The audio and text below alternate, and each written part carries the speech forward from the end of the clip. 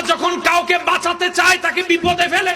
মনে করেন আপনি রাস্তা দিয়ে হেঁটে যাচ্ছেন, পা একটা মোচড় গেছে, ও মারে, ব্যথার যন্ত্রণা সহ্য করা যায় না। আল্লাহ পাক ফেরেশতারা বলে যে আমার বান্দার এই ব্যথার কারণে গুনাহ মাফ কর, গুনাহ মাফ কর, গুনাহ মাফ কর, গুনাহ মাফ কর, গুনাহ মাফ কর। বান্দা তো বুঝে না, বান্দা বলে যে আল্লাহ আমার ফাটাই তুমি ভাঙতে পাইলা।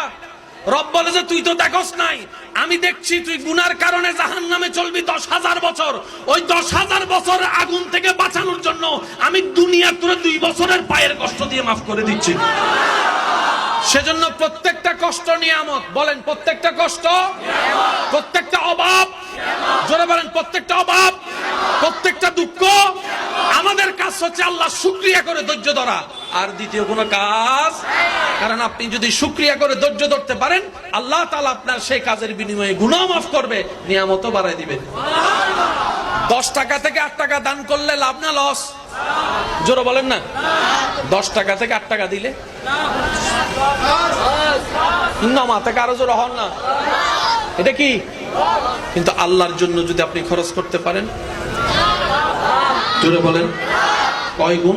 10 গুণ। কয় গুণ? এখানে যারা সংসার চালায়, আছে কেউ এমন? যারা সংসার চালায়, আমি আপনাদের একটু মনোযোগ আকর্ষণ করছি। যারা সংসারে টাকা দেন, হাত তুলেন না। যারা টাকা দেন একটু খেয়াল করেন। ঘরে বউ আছে, সন্তান আছে, মা আছে, বাবা আছে, সবগুলা আপনার পরিচয়ের আর একটা প্রধান পরিচয় হচ্ছে সবগুলা আপনার রবের বান্দা। আপনার বউটা আপনার রবের কি?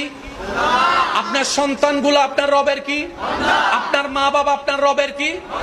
আপনি যদি এই নিয়তে তাদের সেবা করেন, আল্লাহ তোমার বান্দাদেরকে দিচ্ছি, ওই বান্দার রব আপনাকে আবার রিটার্ন করে 10 গুণ বাড়াই দিবে। আপনার পকেটে এখানে যতগুলো মানুষ আছে, আপনার পকেটে যত টাকা আছে সব টাকা আপনার নয়। আমার পকেটে যা আছে তা সব আমার নয়। অন্যের রিজিক আল্লাহ আপনার পকেটে দান করে দিয়েছে। এবার আপনি সেই 200 টাকা নিয়ে যখন ঘরে গেলেন, বউয়ে বলতেছে ওয়া ওষুধ শেষ, 50 টাকা দিলেন, তাহলে 200 টাকা আপনি মনে করছেন আপনার, কিন্তু 50 টাকা তো বউ লয়ে গেছে। বাচ্চা এসে বলে বাবা কলম লাগবে 2টা, আবার দিলেন 50 টাকা। তাহলে আপনি দিলেন, নিলেন 200 টাকা নিজের মনে করলেন, কিন্তু 50 পাইলেন বউয়ের, 50 পাইলেন সন্তানের। এবার আপনার মা এসে বলে যে অভূত বিরিয়ানি হয়তো মনে হচ্ছে। এবার আপনি 100 টাকার বিরিয়ানি আনলেন মার জন্য। এবার আপনারটা কই? আপনি বললেন ইয়া রব 200 তো আমার আনা ছিল। রব বলে যে তোর ছিল না, আমার বান্দার রিজিক আমি তোর পকেটে দিয়ে রেখেছিলাম।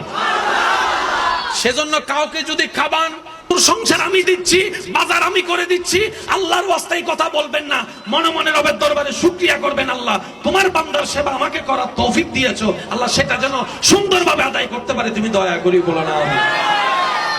অহংকার করা যাবে? জোরে বলতে হবে, অহংকার করা যাবে? আল্লাহ আমাদের সবাইকে বুঝার তৌফিক দান করুন। আজকে থেকে আমরা তাওয়াক্কুল বাড়ানোর চেষ্টা করব বলি ইনশাআল্লাহ। তো তাওয়াক্কুলটা বাড়াবো কিভাবে? এত জ্ঞানও আমাদের নাই, এত পাওয়ারফুল ঈমানও আমাদের। আমরা আজকে থেকে একটা কথা অভ্যাস করব, যে কোনো বিপদ আপদ মুসিবতে দুঃখ কষ্ট যাই হোক, মনকে শুধু এতটুকু বলবো আল্লাহ আছে। সবাই মিলে বলেন তো কি বলবেন? আর একটু জোরে বলেন কি বলবেন? আল্লাহ আছে শব্দটা একটু বড় করে বলতে হবে। কি বলবেন? নবীর প্রেম অন্তরে রেখে বলবেন আল্লাহ আল্লাহ আল্লাহ। লাভ কি হবে শুনেন। আপনি এখানে বিপদে পড়ছেন, এই জায়গার নাম কি? জোরে বলেন না রে ভাই। আপনি দোকানটার পাশে বসে আছেন, বন্ধু বন্ধু কথা বলতেছেন, দুঃখে টেনশনে গাল আপনার মুখ টুক ভেঙে গেছে, চেহারায় টেনশনে।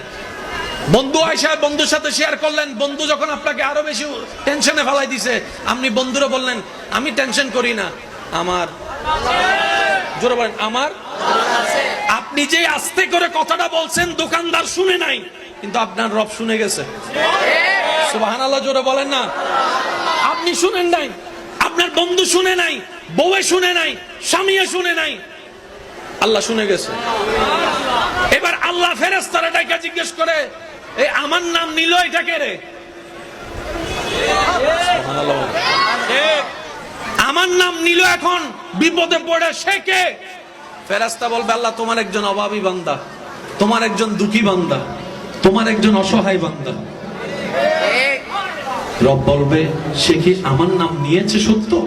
আল্লাহ শুনলামই তো তোমার নাম নিয়েছে, সে বলছে আমার আল্লাহ আছে। আমার বান্দা কি বলেছে আমি আছি এটা বলেছে? ফেরেশতা বলে যে আল্লাহ হ্যাঁ বলেছে। আল্লাহ পাক বলে যে ফেরেশতা ভিআইপি প্রটোকলে তাকে সাহায্যের ব্যবস্থা করো। আমার বান্দা যেখানে আমার নাম নিছে সে যদি হেরে যায়, আমি আল্লাহর শানের ইজ্জতের ক্ষতি আমি সেটা হতে দিব না। আমার বিশ্বাসীদেরকে আমি জয়ী করে ছাড়বো। পরীক্ষা নিয়ে হলো সুবহানাল্লাহ। মনে থাকবে আজকে থেকে কি বলবেন? সবাই বলেন আরো জোরে। আপনি বললে যে প্রথম দিনে কাজ হয়ে যাবে তা নয়, এটা মনে রাখতে হবে। আপনাকে আগে সেই বিশ্বাস লেভেল পর্যন্ত যেতে হবে। তো সেটার জন্য অভ্যাস আজকে থেকে করতে পারবো ইনশাআল্লাহ। এবার বলেন 5 ওয়াক্ত নামাজ চলবে? আর একটু জোরে। 5 ওয়াক্ত নামাজ চলবে?